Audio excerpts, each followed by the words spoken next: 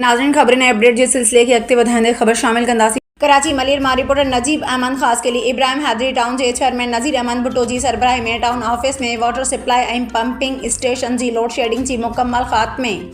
ऐं टाउन जे समूरनि इलाक़नि में बिजलीअ जी गैर एलानियल लोड शेडिंग ख़त्म करणु, ॻोठनि ऐं कचिन आबादियुनि खे रूरल एरिया मां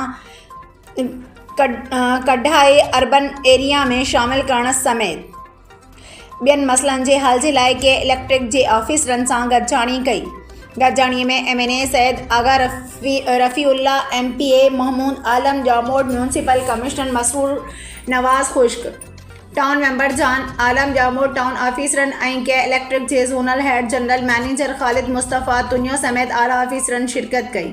गॾिजाणी में इब्राहिम हैदरी टाउन जे समूरनि वाटर सप्लाई ऐं पंपिंग स्टेशननि ते लोड शेडिंग मुकम्मल तौरु ख़त्म करणु,